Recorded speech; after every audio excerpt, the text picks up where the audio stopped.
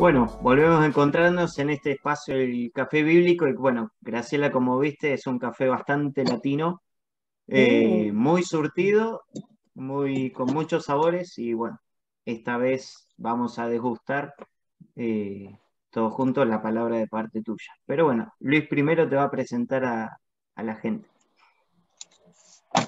Bueno, con muchísimo gusto. Con Graciela, hace mucho tiempo que no nos veíamos, pero cuando éramos más jóvenes, hemos sido jóvenes, ujú, trabajado juntos.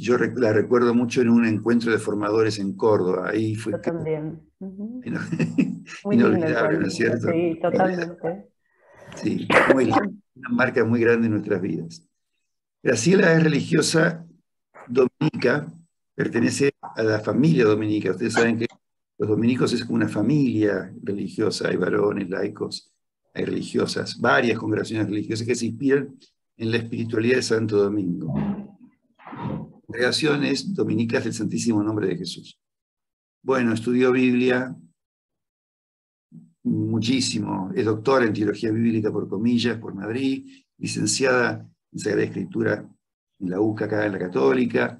Después hizo muchos estudios de Biblia en la Escuela Bíblica Arqueológica Francesa en Jerusalén, Pontificios Bíblicos de Roma, en fin, muchísimos estudios de Biblia. También, y esto también marca su vida, creo, ha hecho un magíster en estudios de la diferencia sexual en Barcelona, España. Y esto no es un accesorio, yo creo, me parece, gracias a vos me corregís, pero también marca mucho, primero su modo de leer la Biblia, ¿no es cierto? Una lectura femenina de la Biblia que nos enriquece muchísimo. Bueno, todo su saber lo vuelca en el Raspanti, donde es profesora, que hay varias alumnas, ¿no? Coordina el Departamento de Estudios Bíblicos, la Escuela de Bibliodrama, que alguna vez nos habló Héctor, creo, de Bibliodrama, nos explicó que era eso, ¿no? Pertenece a la Asociación Bíblica Argentina, a Teologanda, que es muy interesante porque Teologanda es un conjunto de teólogas que tienen investigaciones, publicaciones, programas de estudio, el grupo argentino. Y bueno, ha publicado muchísimas cosas, ¿no? De artículos de interpretación bíblica, colabora en revistas bíblicas. Y yo no quiero dejar de mencionar algo que ella en su currículum lo menciona como al final, pero para mí es importantísimo, ¿no?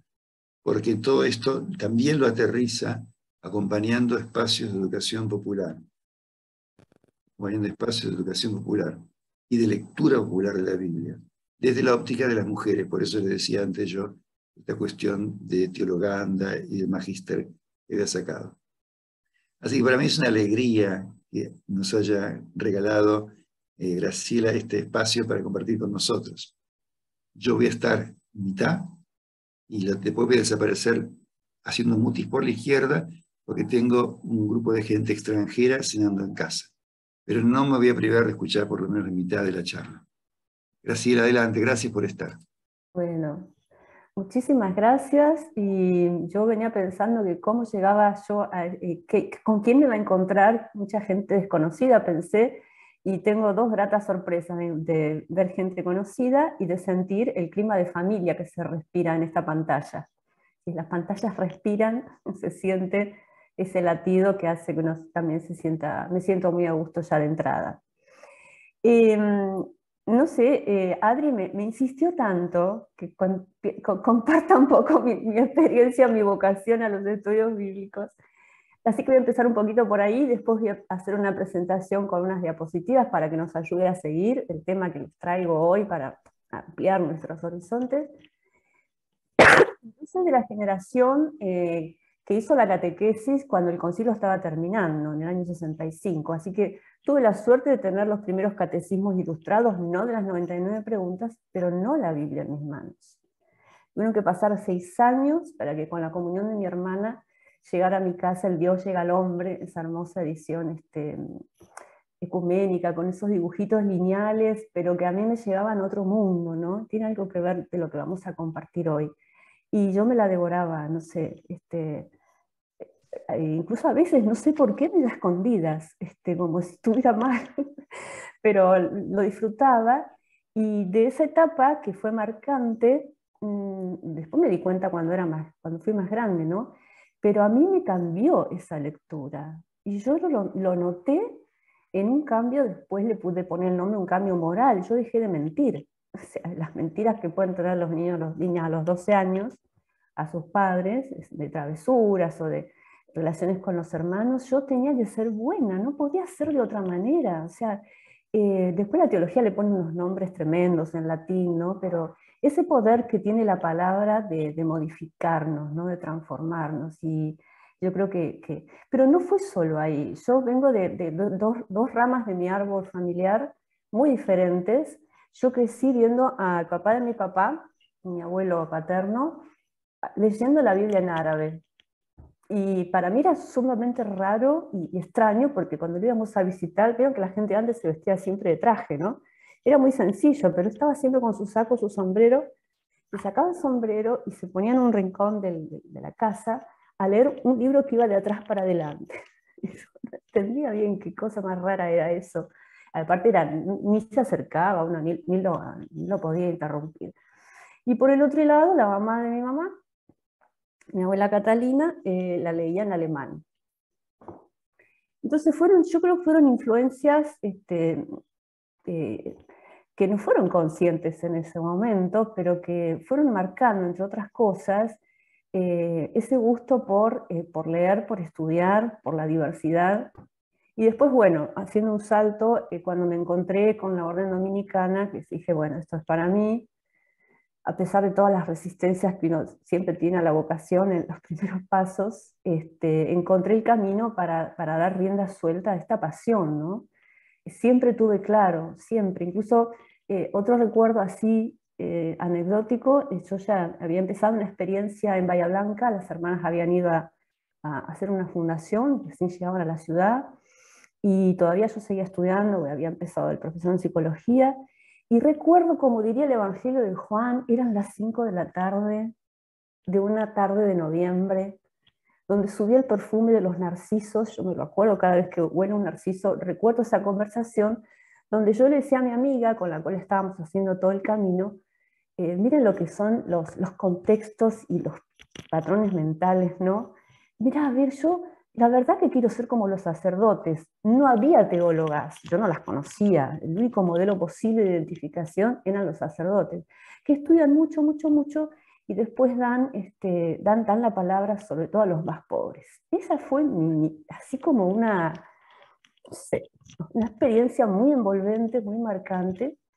Y felizmente al año siguiente del postulantado me olvidé de los sacerdotes cuando conocí a Catalina de Siena. Me di cuenta que no necesitaba a los varones ni la experiencia sacerdotal para sentirme plenamente mujer, habilitada, y bueno, de ahí en más muchas cosas hasta poder llegar a los estudios académicos, que no fueron inmediatos, porque cuando uno entra a una familia, siempre hay necesidades y no siempre van juntas las necesidades y los deseos, pero bueno, eso es historia. Hoy, felizmente, y con mucha gratitud a todas las personas que hicieron posible, porque cuesta mucho estudiar a nivel académico, cuesta dinero, cuesta tiempo, cuesta esfuerzo. Y en el país no había lo que yo quería, así que tuve que irme al otro lado del océano, a España, pedir becas. Bueno, todo se fue alineando para que pudiera concretar ese deseo de estudiar y saber por mí misma, de alguna manera, cómo explicar, ¿no? Y cómo entender cosas que a simple vista no parecían tan claras, ¿no? La verdad que yo siento, en todo lo que hago, yo me siento consagrada a la palabra, o sea, porque de hecho nuestro estilo de vida, ¿no? Como hermanas, está muy centrado como carisma dominicano, pero prácticamente todo lo que hago a lo largo del día y de las horas y de las semanas tiene que ver, que es una especie de posesión espiritual. Ahora lo voy a decir con estos términos que usan las ciencias sociales, donde uno queda como atrapado y como que no te podés salir, aunque quisieras. Es tan fuerte que aunque te cansa y a veces no sabes y te toma, ¿no? Yo me siento así, como muy, muy poseída por esta vocación, y feliz de compartir con ustedes algo de lo que fui recogiendo, y también descubrir todo lo que no sé todavía, y todo lo que nos queda por seguir buscando y aprendiendo. Así que muchas gracias por esta invitación, y por esta insistencia de Adri de decir que contar algo de la experiencia, y de disfrutar de lo que es ser teóloga, biblista, en una iglesia que da muchos pasos. De hecho tenemos en Argentina este colectivo de teólogas, Teologanda, el cual me estoy reincorporando porque tuve que hacer una pausa para terminar el famoso doctorado y unirlo con todas las situaciones familiares que también me tocó vivir. Es una gracia contar en nuestro país con mujeres que también, no también, sino que por vocación y por pasión se dedican a decir adiós en este mundo con ojos y cuerpo de mujeres, que no es para nada fácil, pero es súper interesante, atrayente y apasionante, ¿no? Bueno, ¿de qué vamos a hablar hoy? Le pusimos, se ríe Verónica, ¿de qué vamos a hablar hoy? Yo le puse ese título para que nos sintiéramos de entrada parte de esa frase, hemos visto al Señor, ¿no?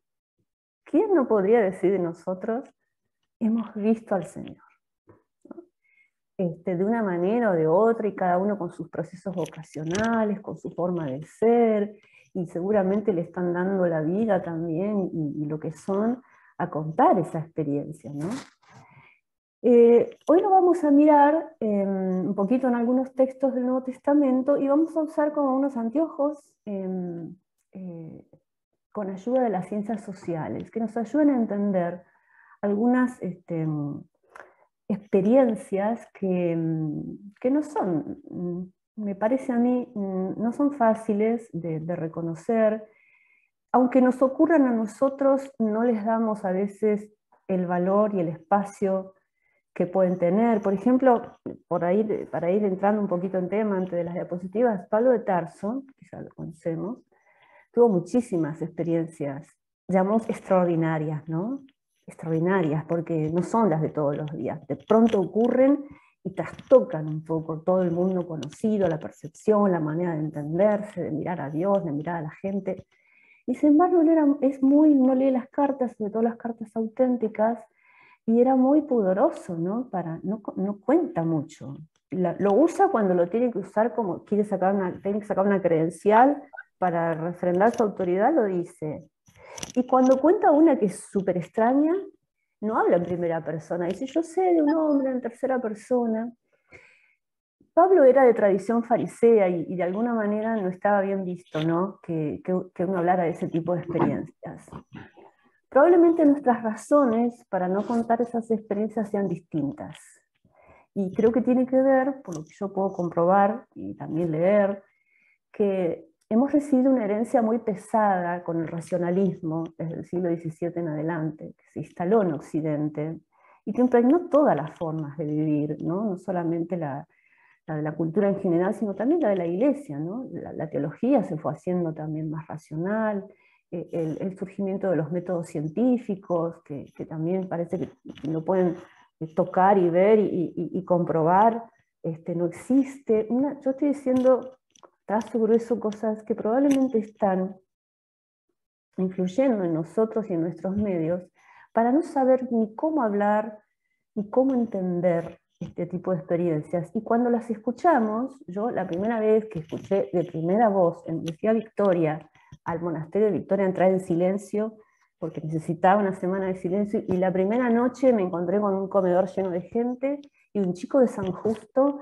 que empezó a relatar el exorcismo que le acababan de hacer el día anterior. Y la verdad que estaba estupefacta, no sabía qué pensar, qué decir, era tan vivo lo que él me contaba, ¿no? O tengo otras experiencias de colegas, ¿no? O de sacerdotes, cuando se refieren a este tipo de experiencias raras, se ríen, ¿no? Es una risa nerviosa, no siempre es una risa, ¿cómo se dice?, que juzga o que minusvalora. A veces uno no sabe qué hacer.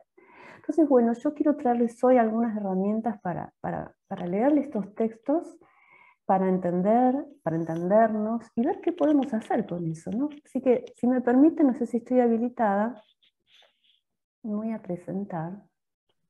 Sí, perfecto. A ver, ustedes me dicen si lo están viendo. ¿Sí lo ven? Sí, sí, gracias. Bueno, Sí, ahora Graciela, se ve perfecto. tengo que ver si lo puedo presentar. ¿Qué ven ahora? Porque La también, primera voy a cerrar acá, espero que no se corte la conexión, y quiero poner el modo presentación. ¿Ustedes están viendo las diapositivas de abajo o solo la diapositiva central? Solo la primera, creo. Hemos visto Oh, perfecto, hemos visto al Señor. Sí.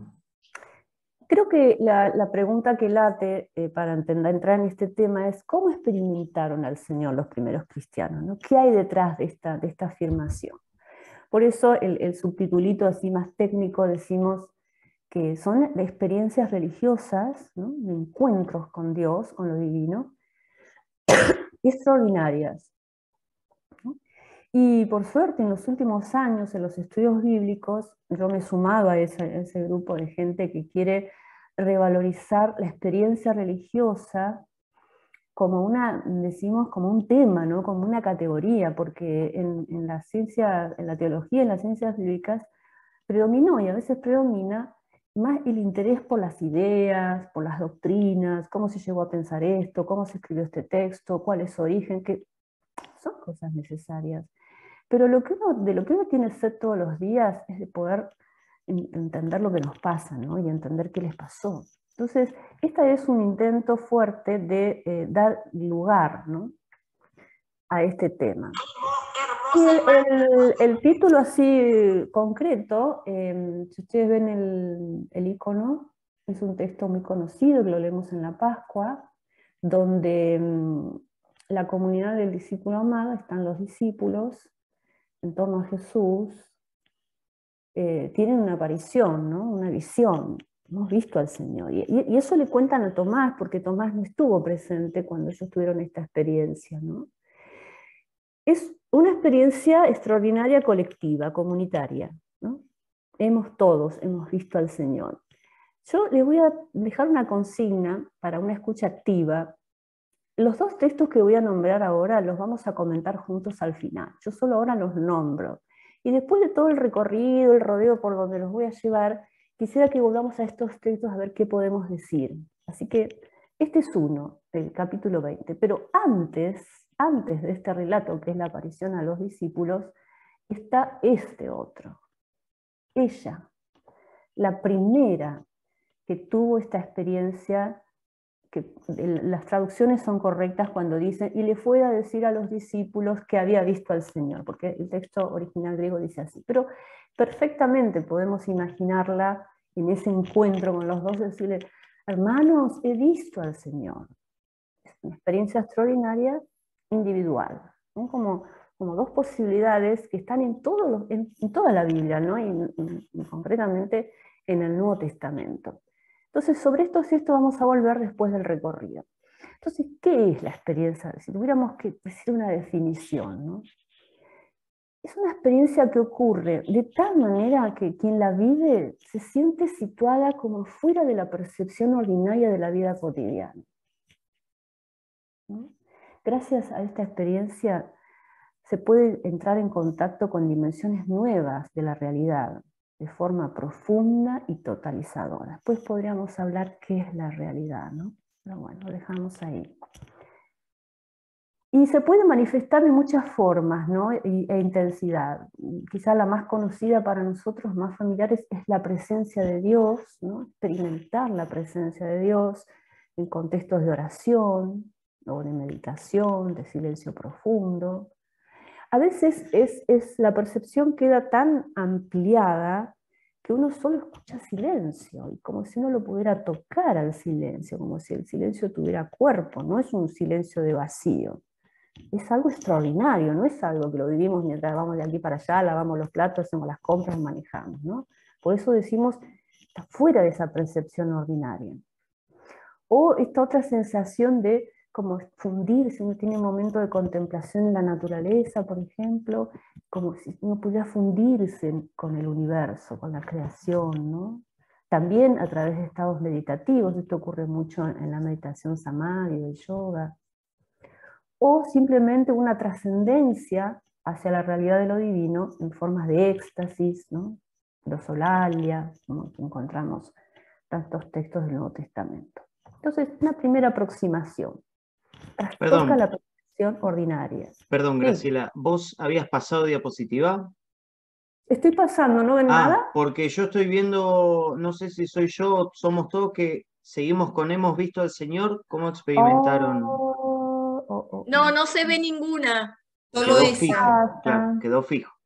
Y entonces, ¿cómo podemos hacer? Porque yo las estoy pasando y las estoy viendo. Voy a salir y volver a entrar a ver qué pasó. Bueno. Porque si no, la otra cosa que voy a hacer es lo voy a presentar desde un PDF que a veces corre mejor. ¿Me esperan un chiquitín? Que lo abro. Qué suerte que me avisaste. Porque yo para mí todos seguían igual, un poquito. A ver, ventana completa. Ver, nueva lectura. Bueno, vamos a ir. Todavía no se ve, ya sé, ¿eh? Esperen un segundito. Todavía no. Sí. ¿Cuál de todas es? Esta. Bien. ¿Ven ahí? Sí. Ok. Bueno, entonces yo voy a correr esto para verlo. Entonces, esto es lo primero que vimos. Sí. Esta es lo que les decía el texto. Está el icono de los discípulos. Esa no la habían Ahora sí. visto, ¿no? No, nada. Estos dos primeros textos son los que vamos a volver después, como para a ver si podemos usar las herramientas para leerlos, ¿no? Es el encuentro de Jesús, cuando aparece Tomás, que le dicen, si yo no toco las llagas, no voy a creer, ¿no? Pero ellos, los 12 reunidos, tienen esta visión del Señor, una experiencia extraordinaria colectiva.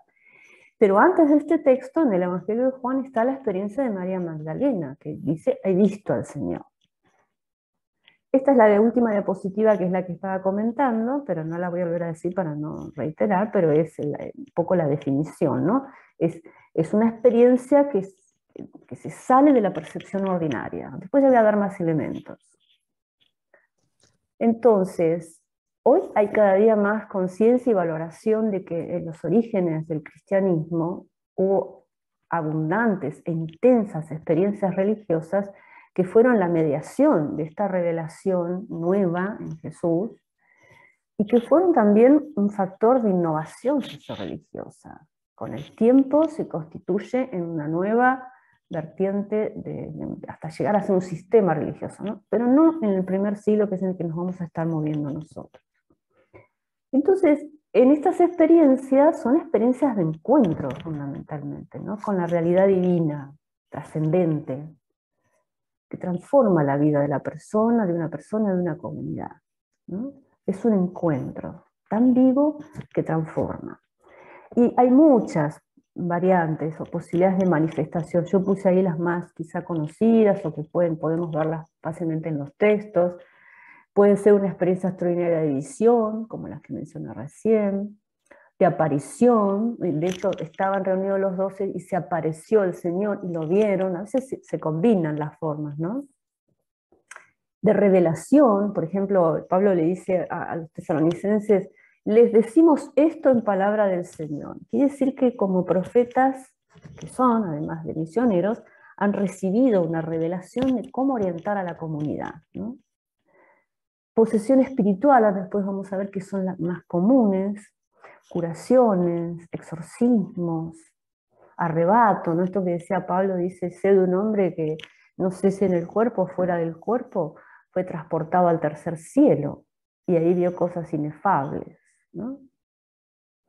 O viajes celestes, ¿no? Quizá, además de este de Pablo, el profeta Ezequiel, ¿no? Me sentí transportado a las orillas de Babilonia, como si el vidente, el que está viviendo la experiencia, fuera transportado y está viviendo en ese otro lugar, ¿no? Eso, esto que digo que es importante, la experiencia cotidiana, sensorial, la relación espacio-tiempo, cómo se percibe el cuerpo, queda totalmente trastocado y modificado. Entonces les decía que una de las experiencias más comunes son las de posesión espiritual, ¿no? Con distintos lenguajes, ¿no? Y de pronto llegó, irrumpió, estaba lleno del Espíritu Santo. Y si tomamos, por ejemplo, los primeros capítulos de Lucas, es uno de los que más habla de este tema, el contexto del nacimiento, el diálogo del ángel Gabriel con María de Nazaret, ¿no? La revelación de Isabel cuando se encuentra con María, que saltó el niño en su vientre, es una experiencia un poco extraña, ¿no? Zacarías en el templo, el anciano Simeón, el mismo bautismo de Jesús, ¿no? Se abrieron los cielos, es un lenguaje típico de la apocalíptica, ¿no? Porque está este momento del surgimiento, del nacimiento de Jesús, de las primeras comunidades, está caracterizado por una época de crisis, ¿no? Enorme, muy grande, donde las personas esperaban recibir revelaciones de Dios para sobrellevar ese momento, y una de las vivencias era el lenguaje: los cielos están cerrados, Dios parece que no habla. Entonces, cuando se relata el bautismo de Jesús, aparece este lenguaje: los cielos se abrieron y en la voz del cielo dijo, bueno, este es mi hijo muy amado, una experiencia de confirmación. No voy a relatar cada una de las experiencias porque no terminamos más. Yo doy trazo grueso porque quiero ir que volvamos a los textos.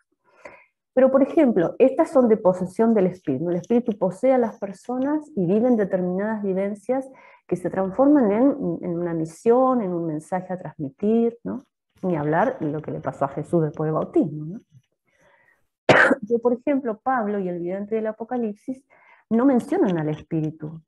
No son experiencias del Espíritu. Literalmente no están narradas como poseídos por el Espíritu. Tuvieron visiones, revelaciones, arrebatos. ¿Ven? La variedad de manifestaciones es enorme. Y en todas se caracterizan por estos seres extraordinarios. ¿Qué dicen las ciencias sociales? Por ejemplo, la antropología cultural, que se está, por suerte, usando bastante. Usan un concepto, ¿no? Que se llaman estados alterados de conciencia. La sigla en español EAC. ¿Qué son estos estados? La buena noticia es que es una capacidad neurobiológica que tenemos todos los seres humanos de este planeta, en todas las culturas y en todos los tiempos. Venimos así, venimos diseñados para tener esta capacidad de la conciencia de funcionar de manera diferente a esta. Nosotros estamos ahora, vamos a después ponerle otro nombre, en la conciencia despierta. Una conciencia que está atenta, que piensa, que dialoga, que entiende, que saca cuentas, que compra, todo lo que hay que hacer en la vida cotidiana, ¿no? En momentos la conciencia puede hacer otras cosas. ¿Qué implica? Que puede haber una modificación voluntaria o involuntaria del funcionamiento cerebral y de modos de manifestarse la conciencia que son alternos a este estado despierto. Estas experiencias en estados alterados de conciencia, entre otras cosas, facilitan el acceso a nuevos conocimientos que en contexto religioso, según las creencias, se interpretan como revelación divina, pero puede haber un artista no creyente que tiene un estado alterado de conciencia y siente una inspiración que lo arrebata a pintar, escribir, esculpir, lo que sea, ¿no? Una de las funciones que tiene este tipo de experiencias extraordinarias es que reconfigura la realidad vivida desde nuevas creencias y valores. Quiero volver un poquito a lo primero, porque para familiarizarnos un poco más, un estado alterado de conciencia, ¿alguna vez los que manejaron les pasó que van manejando y no saben cómo llegaron al lugar donde iban? O que se pusieron a pensar en la reunión que tenían, en el problema que estaban resolviendo, y decimos, puse piloto automático. Se llama trance del camino, le dicen los expertos, pero es una cosa que ocurre, ¿no? El cerebro se puede disociar, no patológicamente, se disocia operativamente para que podamos hacer más de unas cosas a la vez. De hecho, en la vida cotidiana, si ustedes se ponen a pensar, a lo largo del día tenemos muchos estados alterados de conciencia, y cuando dormimos entramos a otro estado, el del sueño, más o menos profundo, pero por ejemplo también la hipnosis, un estado de inspiración profunda. A mí me gusta también poner como ejemplo cuando uno está en una homilía, en un retiro, en una charla, uno se siente como transportado, ¿no? Pierde la noción del tiempo y el espacio. No sabe si duró mucho, si duró poco, pero lo que le pasó ahí lo marca. Y eso puede ser solo un instante, a nivel del tiempo cronológico puede ser un instante, entonces son segundos. Pero lo que nos ocurre ahí cuando estamos en este estado de conciencia nos modifica, ¿no? Bueno, vamos a decir más cosas para entenderlo, pero esta es una primera aproximación. Entonces, ahí tenemos dos cosas para ver, ¿no? Les puse una definición técnica de Erika Bourguignon, que es una antropóloga que es una pionera en el uso de esta herramienta. Ella estudió, consagró la vida a estudiar este tipo de experiencias en las comunidades, en los pueblos originarios del norte, en América del Norte, y dice, lo denuncia así: es una desviación en la capacidad de la cantidad de excitación nerviosa de nuestro sistema nervioso central. Este estado normal, a uno que le decimos anormal, no por un negativo, sino porque se diferencia de este. Por eso este grafiquito que ahora está tan popularizado, ahora tenemos un acceso enorme a los conocimientos, ¿no? Esta diferenciación en 4 funciones de la conciencia, según, de hecho, ahí las neurociencias están haciendo un aporte interesante, ¿no? Incluso aplicada al fenómeno religioso. La conciencia beta, la que estamos funcionando ahora, nuestro cerebro vibra a 14 o 21 ciclos por segundo. Rápido, rápido. Necesitamos mucha excitación para hacer todo nerviosa, para hacer todo lo que estamos haciendo. Pero si bajamos de 14 a 7, ¿no? O decir, si bajamos a 7 o 14, entramos en un estado alfa, ¿no? De hecho, a veces nos deslizamos sin darnos cuenta, en buen estado de concentración, cuando estamos estudiando, leyendo, sacando cuentas, o lo que sea que estemos haciendo, ¿no? No solamente lo intelectual, pero es un estado ideal, por ejemplo, para la meditación. Uno hace 3, 4, 5, 6 respiraciones profundas y probablemente ya esté en estado alfa. Por eso digo que este estado, para ponerlo en nuestro campo religioso, nos puede pasar dando o escuchando una clase, en una homilía, en un retiro, ¿no? Baja la frecuencia cerebral, se aumenta la memoria, se amplifica la intuición. A mí me gusta decir también que es como un estado de conciencia ampliada, porque vemos más cosas, o vemos más en profundidad, ¿no? Si bajamos todavía un poco más esa excitación cerebral a 4 o 7, es el proceso de la meditación profunda, ¿no? Muy profunda, que incluso son los estados ideales para la curación. Se está usando mucho también en medicina, que lo han usado los chamanes históricamente, ¿no? Y los terapeutas, el proceso de la hipnosis. Y finalmente el último, el delta, son a las que llegamos en el sueño profundo. Cuando nosotros nos levantamos y decimos, me siento como nueva, es porque nuestro cuerpo se pudo relajar y entregarse al trabajo del cerebro que lentifica la vibración para que hagamos todos los procesos de reciclaje que necesitamos. Primero los físicos, todo lo que nos ocurre en el cuerpo sin nuestro control, y el psicológico, porque el cerebro y la memoria tienen que procesar qué va a guardar, qué va a retener. Si nos quedó un problema pendiente, eso se resuelve. Y es el estado ideal en que muchos de los textos de la Biblia se refieren, Dios habló en sueños, a José, ¿no? A tantos personajes, ¿no? Porque el mundo de la Biblia, diré otras cosas, está completamente familiarizado con estos procesos. Nosotros no, o no tanto. ¿Qué función tiene, ¿no? Este tipo de experiencias? ¿Realmente es un factor de transformación personal? Porque uno puede hacer procesos de sanación física, psicológica y espiritual, ¿no? En estados de meditación, de oración.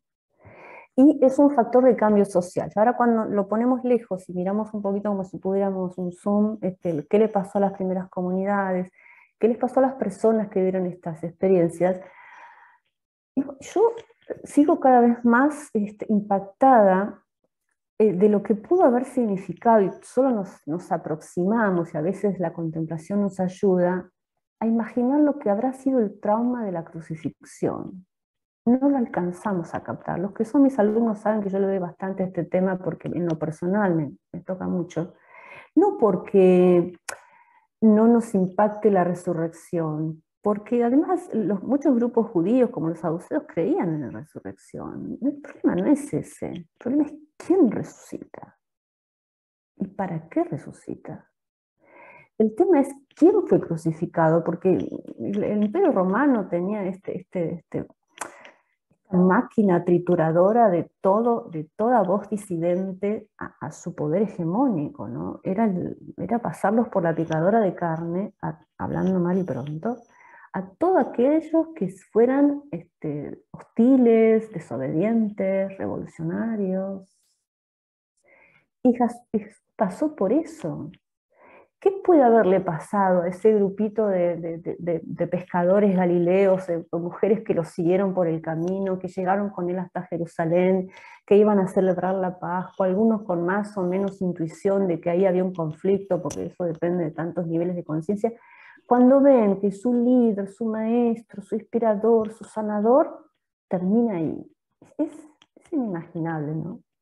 Entonces, cuando uno empieza a pensar y a conectar lo que logran hacer las experiencias extraordinarias en estos contextos, va cambiando algo de nuestra comprensión, ¿no? Ellos tuvieron que reconfigurar su personalidad para hacerle frente a un imperio que seguía siendo hostil, ¿no? Incluso grupos judíos que no los terminaban de aceptar. ¿Cómo construyeron, cómo asimilaron, cómo integraron esos conocimientos innovadores que trajo Jesús ya en su praxis, ¿no? Como un profeta galileo, desde los márgenes? Este tipo de experiencias, aunque puedan durar segundos, tienen un impacto en la vida emocional duradero en el tiempo.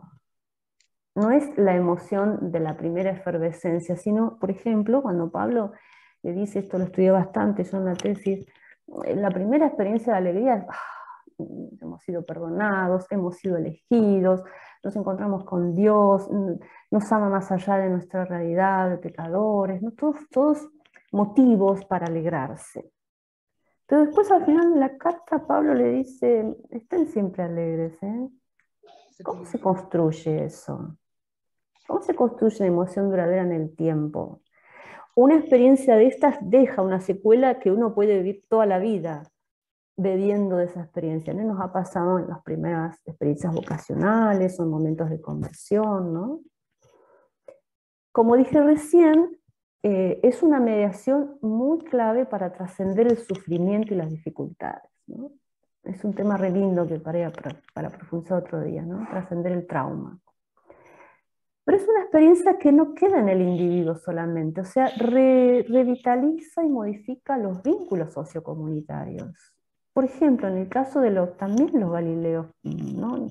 Judíos, pero los que decimos mal llamados paganos de las ciudades que visitó Pablo, tuvieron que cortar, literalmente cortar con sus vínculos familiares en algunos casos, de vecinos, y hacer nuevo grupo. ¿Cómo se hace eso? ¿Cómo se hace ese cambio, esa innovación?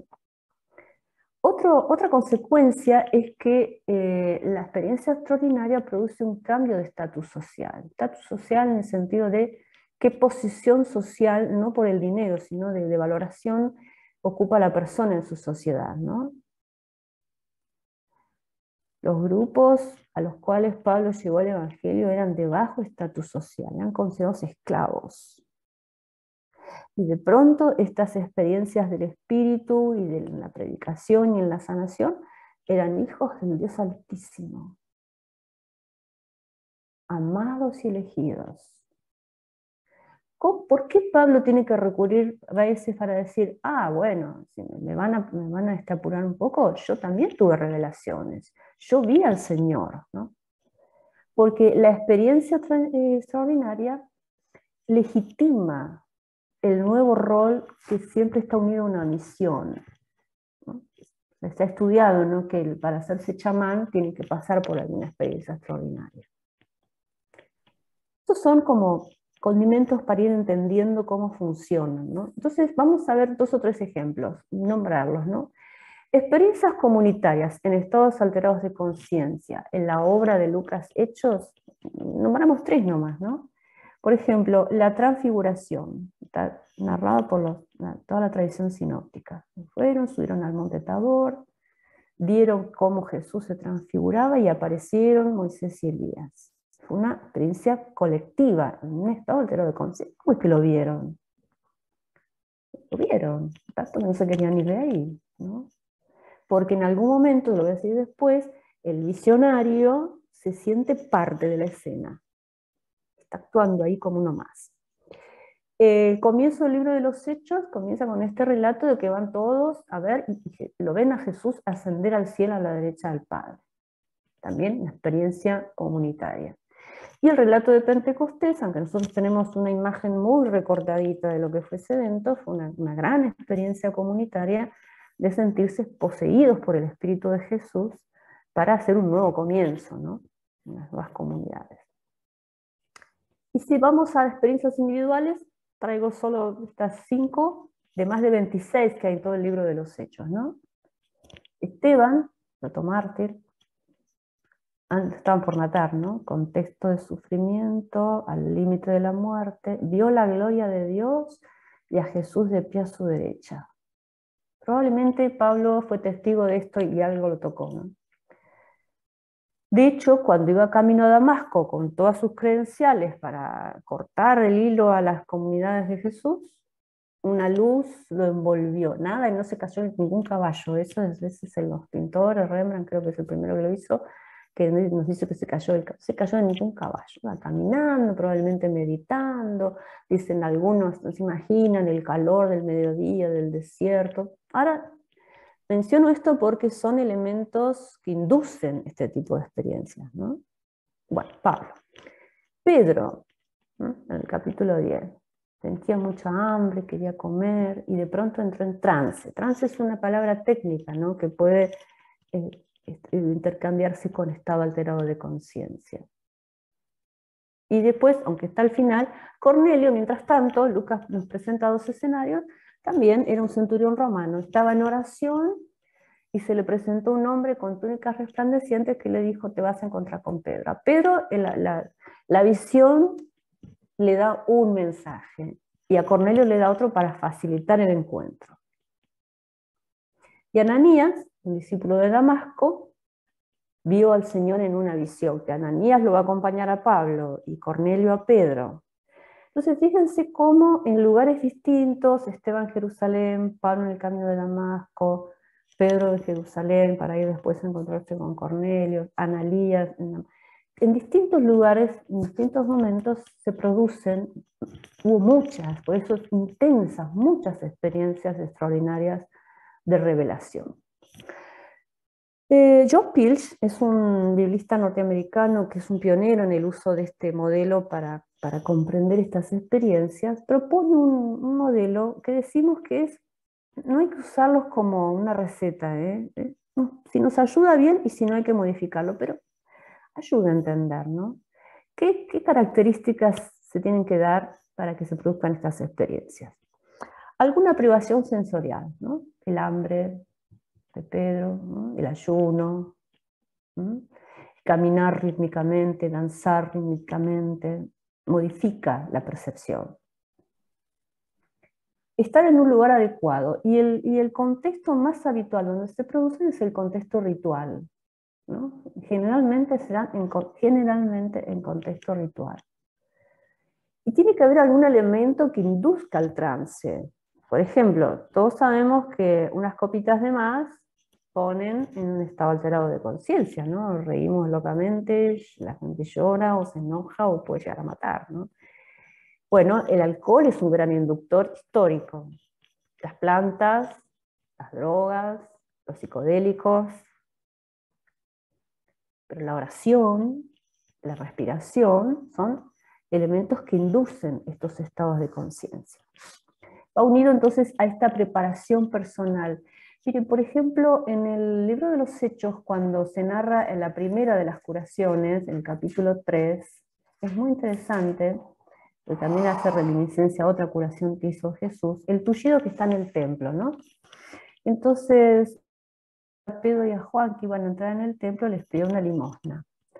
Pedro, fijando en él la mirada, juntamente con Juan, le dijo, míranos.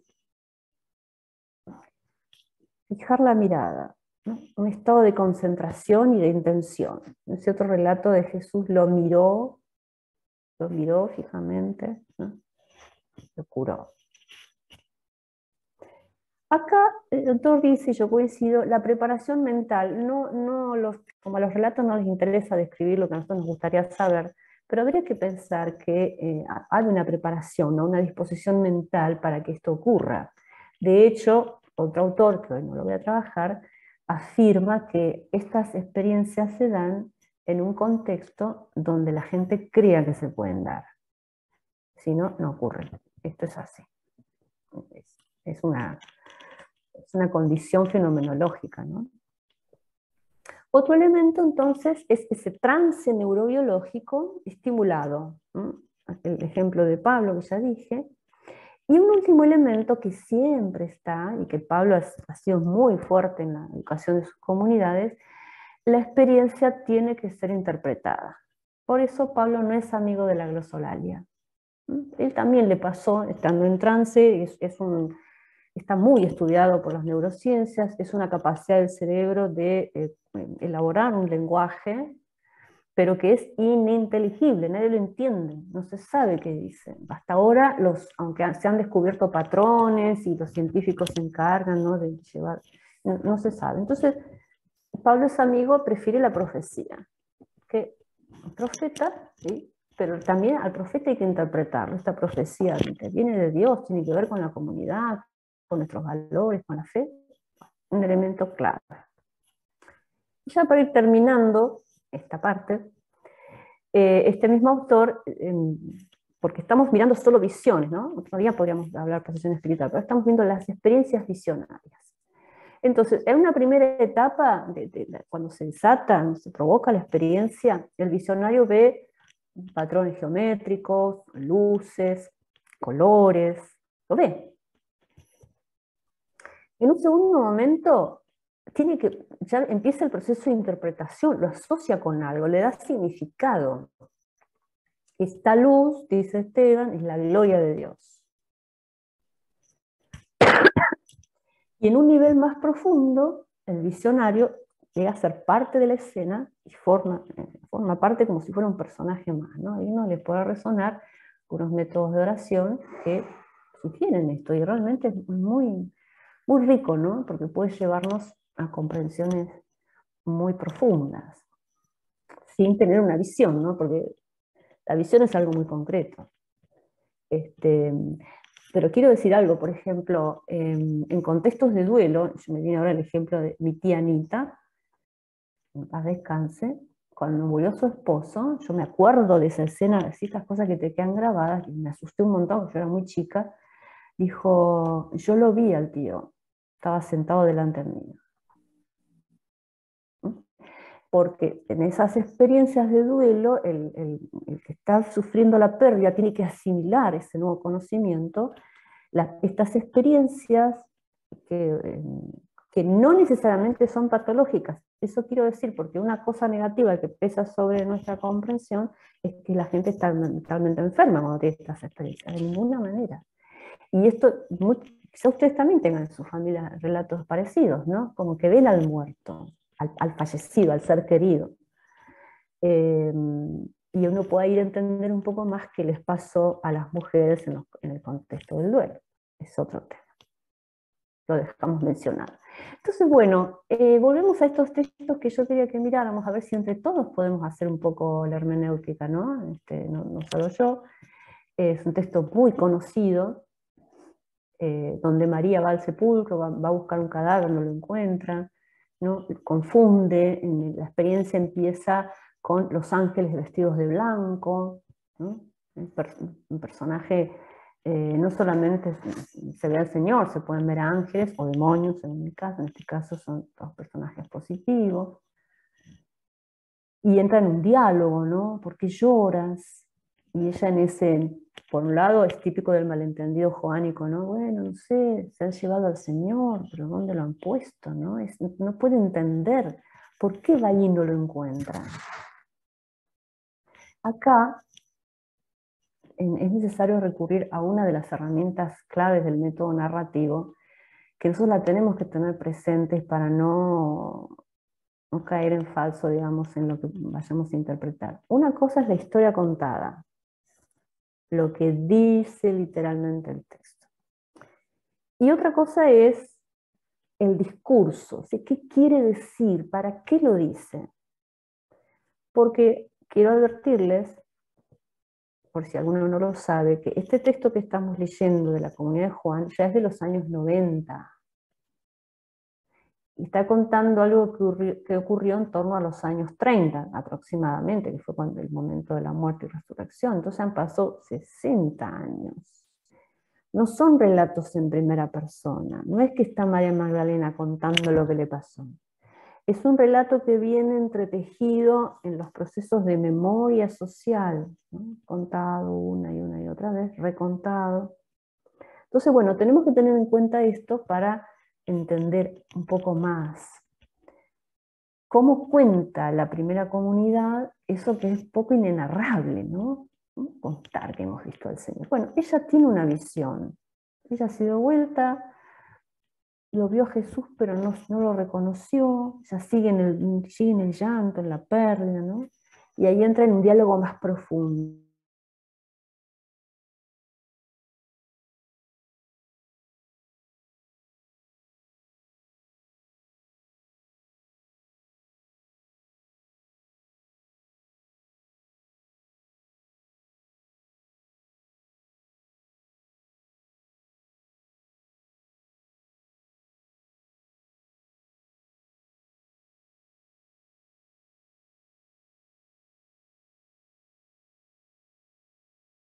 Pero la grabación.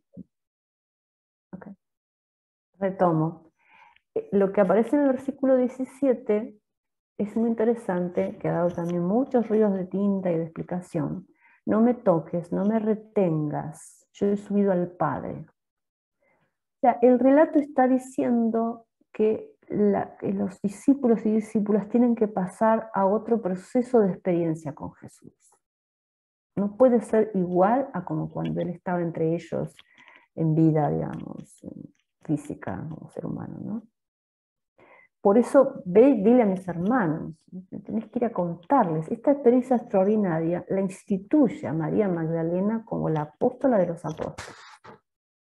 De eso estamos trabajando en un curso que empecé a dar. Ella es la primera, instituida por el Señor. Apóstol, o sea, el apóstol es el que habla en nombre de otro, del Señor, para hablarle al resto que también se van a convertir en apóstoles en una visión en la que sigue, en el capítulo 21, que es cuando primero no está Tomás y después está Tomás.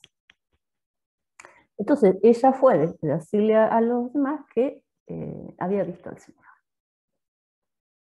Y ahí entonces nos encontramos con este otro texto, donde estando las puertas cerradas, el Señor se aparece, la paz con usted, shalom, saludo familiar, les vuelve a decir shalom, y Jesús empieza el proceso de envío, sopla el Espíritu Santo, ¿no? Para que ellos sean los enviados en su nombre.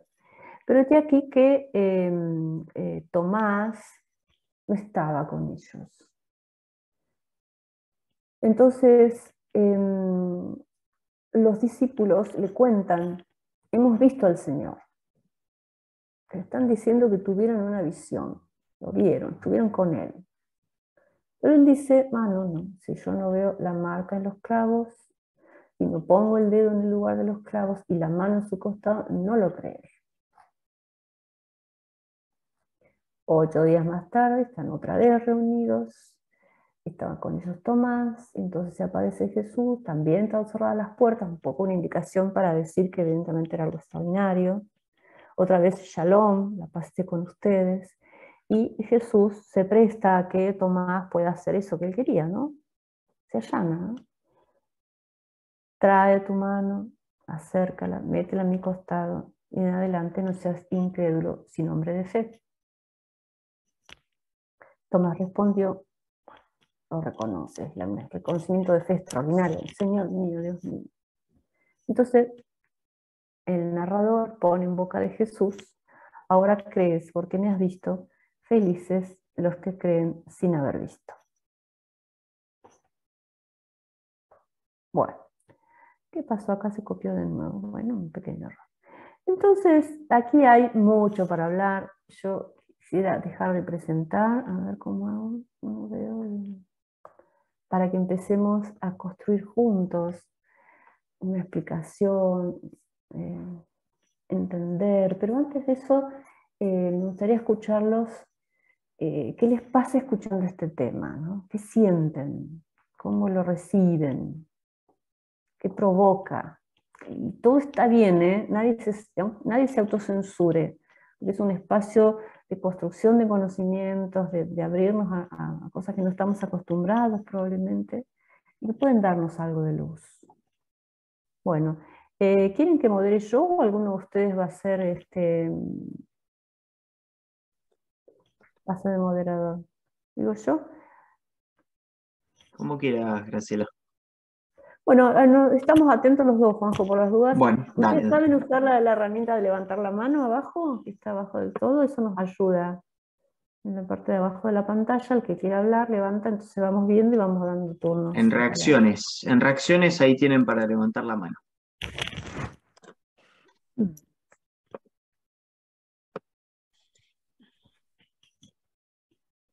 Nos deja mudos. Bueno, Nos comienzo cuesta. yo. Dale. Comienzo yo, aprovecho. Que la verdad esto de la conciencia y la neurociencia es algo que me encanta. Y es hermoso ver cómo también en la experiencia religiosa se puede, no es mezclar la palabra, pero se puede asociar, o sea, cómo está la neurociencia también en eso. Y me resuena esto de lo que vos decías en uno de los puntos que hace rato lo vengo pensando así, más que nada porque el texto también creo que lo dice, Jesús es el que lo dice, esto de tu fe te ha salvado, como que la condición mental de la persona es la que la predispuso a recibir o que el encontrarse con Jesús cara a cara sea lo milagroso que lo lleva a sanar su condición. No sé si están así, pero Sí, creo te lo que voy la a decir, interpreté con te lo voy a decir desde el lenguaje que estoy usando para que también suene de otro lugar. Yo les dije hace un rato, para que estas experiencias se puedan dar, tiene que haber un contexto de creencias que valoren que estas experiencias son posibles. Cosa que, aprovecho para decir, nosotros vivimos en una cultura que no las valora, no sabe qué hacer con ellas, y las asocia a lo enfermo, porque hubo mucho influencia de la psiquiatría, ahora ya no.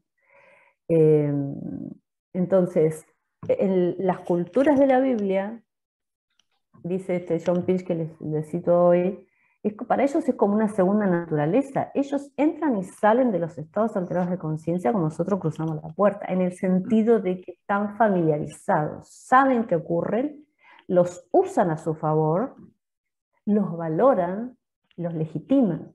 Entonces, esto te lo digo por eso en ese lenguaje más de las ciencias, pero es tu fe, tus creencias. Entonces, vos creíste, ¿por qué la hemorroides se cura? Porque ella hizo una muy buena planificación. Yo lo toco y me voy a curar. Me voy a curar. Y ocurre. Pero no solo por el poder mental, eso quiero decir, ¿no? Porque es todo, ¿no? Es la relación, es la comunidad, es el horizonte de sentido que trae Jesús con la predicación del reino. Bien. Así que sí, gracias por el aporte. Verónica. Hola, ¿qué tal? ¿Qué Yo tal? es la primera vez que te escucho, te escucho nombrar, yo soy muy nuevita en esto. La verdad que me abrió mucho la cabeza todo lo que dijiste, porque a veces uno, yo de mi experiencia, uno es como que divide la ciencia, la neurociencia, esto con Dios, es como que parece que uno Mm, lo vive mm, de como si fueran dos mundos distintos y no que se puede complementar. Eso me abrió bastante en mi panorama, mi cabeza, como así decirlo. Y sobre otras cosas que también me hizo bien, porque a veces uno le suceden cosas y como vos dijiste recién, te dicen, no, anda a consultar a un terapeuta por no decirte que estás loca y esas cosas. Y entonces eso como que ayuda a uno a como decirse, ah, bueno, es como que uno se siente como comprendido o entendido o más relajado. Yo exacto. lo hablo de mi experiencia después de que falleció mi papá, yo lo sueño constantemente y se me aparece constantemente. Nunca sin hablar, nunca me habla, pero siempre Ujú, está. ujú. Es algo no, será porque teníamos una gran conexión. Entonces esto que vos dijiste hace un rato, recién, es como que me dio una tranquilidad, como decir, bueno, no estoy tan de otro lado. La verdad que me encantó todo lo que dijiste, la verdad que por ahí me gustaría saber qué otras cosas puedo leer tuyas, qué otras cosas has hecho para poder seguir aprendiendo. Así que muchas gracias. Gracias, Verónica. Voy a decir dos cosas, no para vos, porque me das pie para decirlo. Tiene que ver, claro, porque no te conozco, sería irrespetuosísimo de mi parte. Estas experiencias siempre hay que discernirlas, siempre hay que poder hablarlas con alguien, porque si no uno no las puede integrar positivamente. Porque no hay que descartar que podamos tener algún trastorno, pero no hay que partir de la base que es un trastorno. Quiero que me entiendan en este sentido, ¿no? Y un elemento básico que también uno lo aprende de las reglas básicas de discernimiento, ¿a qué me lleva esta experiencia? O sea, me hace más sana, me integra a la comunidad, estoy mejor, estoy más serena, duermo bien, estoy sana, o me disocia más, porque yo por eso digo, la palabra disociación es un arma de doble filo. La conciencia se disocia de esta vibración porque tiene que hacer otros procesos. De hecho, en el sueño nos disociamos, pero ni nos enteramos, ¿no? Y ocurren muchísimas cosas durante el sueño. Pero otra cosa es la disociación patológica. Entonces, por eso también la iglesia es muy cauta cuando aparecen personas más conocidas, o sea, que empiezan a tener visiones, van primero a una evaluación psiquiátrica, porque eso tiene que estar. Porque, ¿saben qué pasa? El cerebro funciona, esto es tremendo, yo no sé si lo voy a poder explicar bien, pero el cerebro funciona igual, tanto en una patología como en una persona completamente sana que está teniendo una visión. Está estudiado.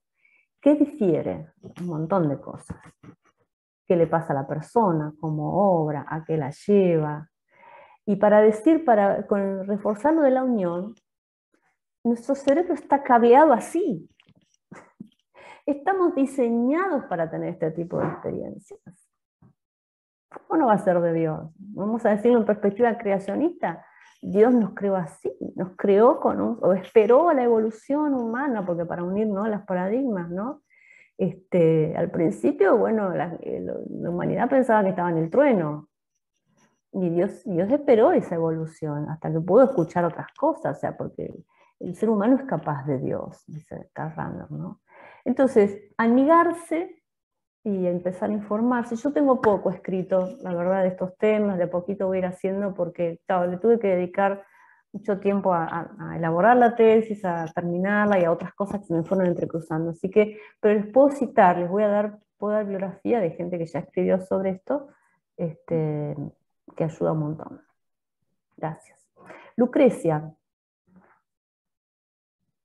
el micrófono. Bueno, qué maravilloso, qué maravilloso. Aparte es algo novedoso. A mí también la muerte me trajo a experiencias muy singulares, esto de los estados alterados de conciencia a través de la meditación y un montón de cosas. Es como que no los siempre sentí que no los podía tocar en el ámbito religioso. Es como que una puerta tan maravillosa, porque yo muchas veces leyendo la palabra digo, ¿por qué no puede estar pasando estos estados alterados de conciencia aquí, ahora, en este momento? Porque uno automáticamente como que los descarga. Hay como ese preconcepto. Uno empieza, a mí me gusta mucho la física cuántica, está la ley del desdoblamiento del tiempo, de un francés. Muy interesante lo que dice con el tema del sueño, el doctor Garnier. Malet Garnier. Es muy interesante. Entonces, se asocia esto de que le habló en sueños, entonces ya empezás a entender, cuando empezás a abrevar otras cosas, pero es como que nunca nadie, salvo la primera vez vos, habla de esto. Y me parece muy, a mí me trae mucha paz, me confirma algunas cosas que no encontré respuesta, y con mucha necesidad de seguir abrevando, ¿no? Es muy interesante, te agradezco mucho, realmente. Gracias, Lucrecia. Como piensas, un rompecabezas que empieza como a encajar. Gracias. Gracias. Los que ya hablaron, bajen la manito para que no nos confundamos. Gracias.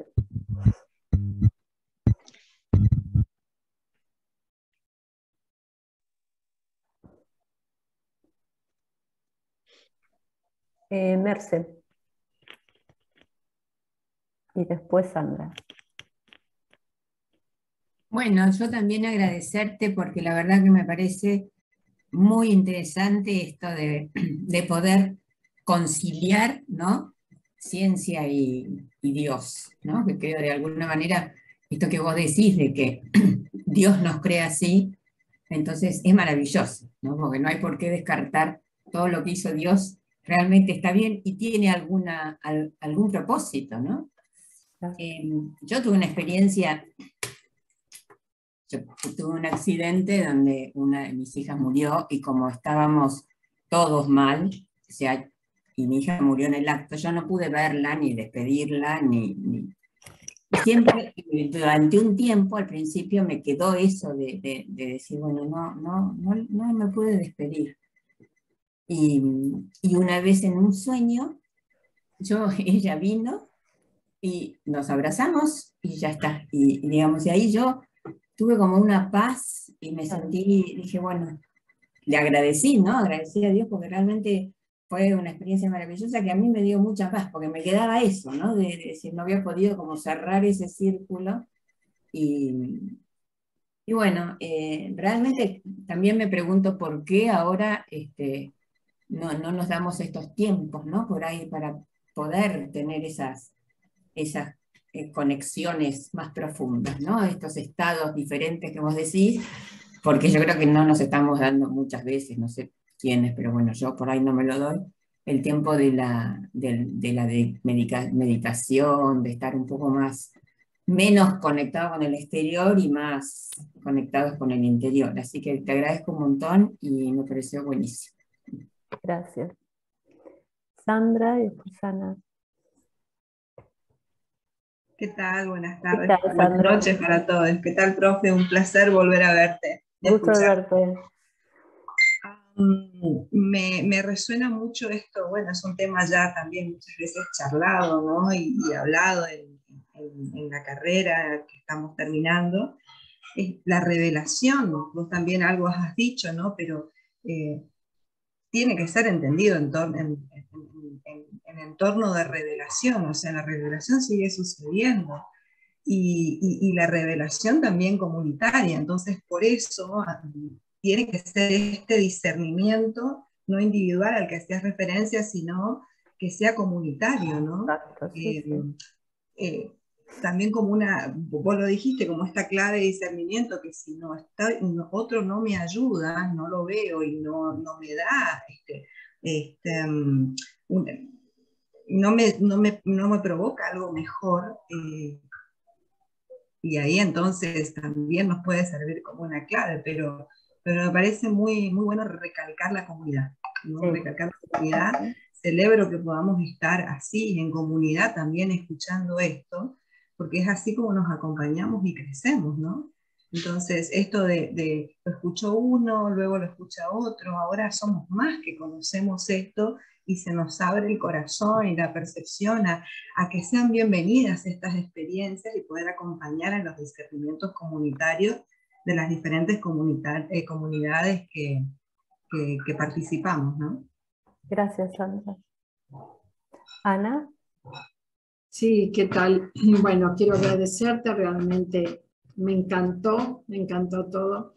Y yo soy una enamorada de la neurociencia, pero siempre desde el punto de vista de la ciencia, de los avances, de los avances, bueno, ya sea de los experimentos o de avance científico, digamos, ¿no? Pero nunca lo relacioné, ni había leído ni escuchado nada relacionado a la religión.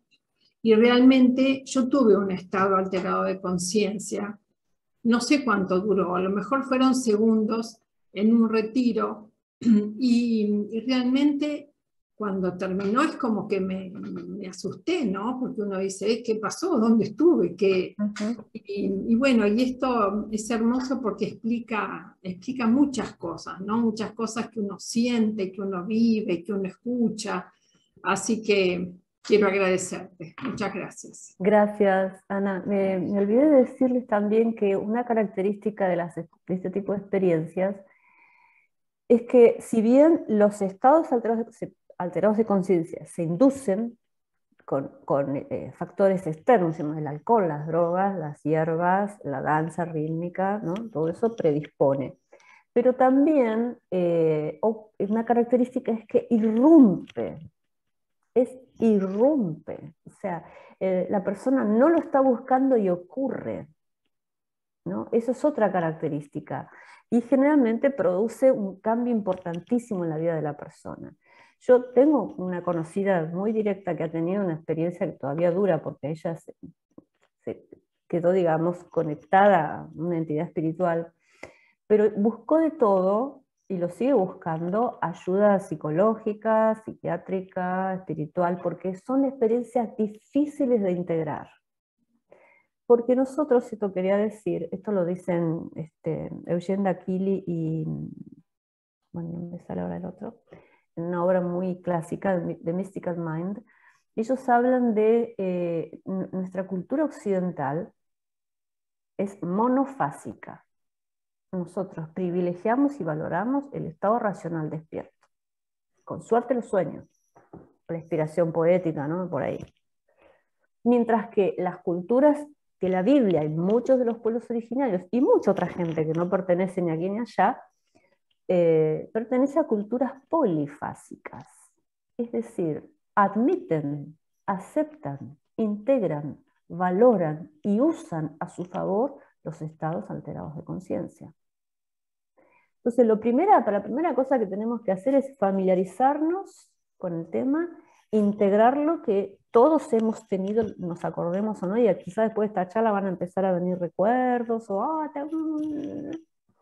y si hace falta discernirlos, ¿no? O sea, y no asustarse. Uno se asusta, claro que sí.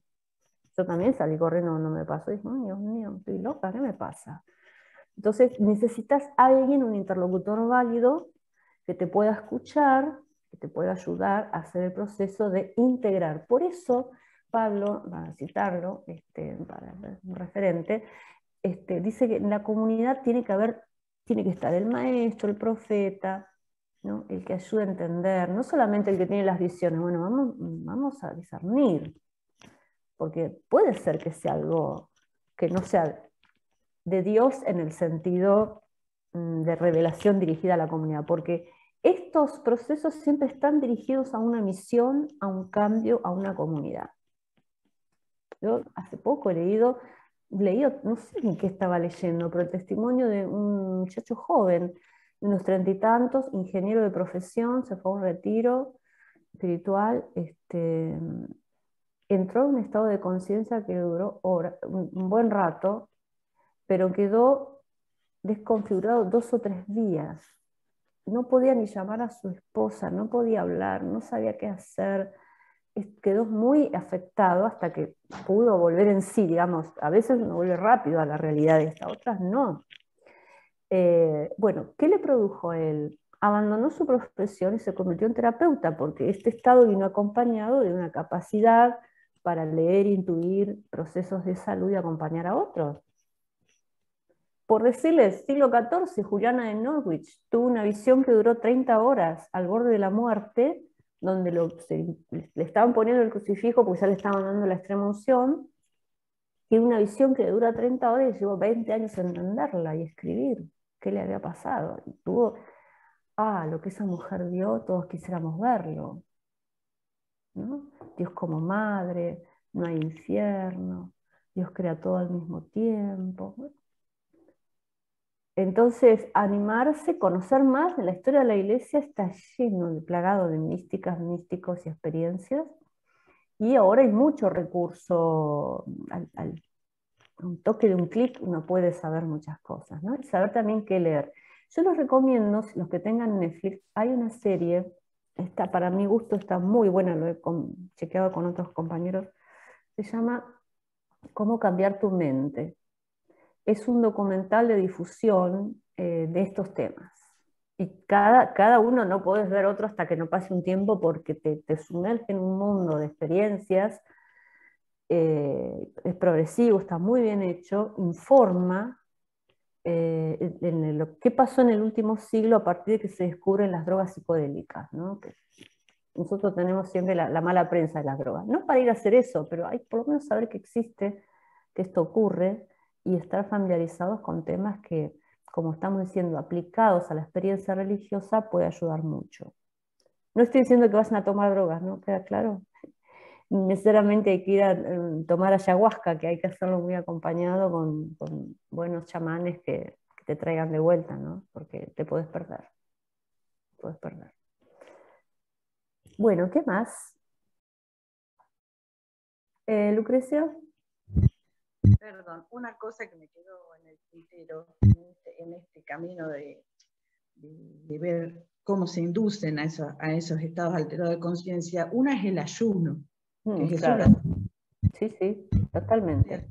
Los monjes, las monjas, sí, usaban el ayuno como recurso.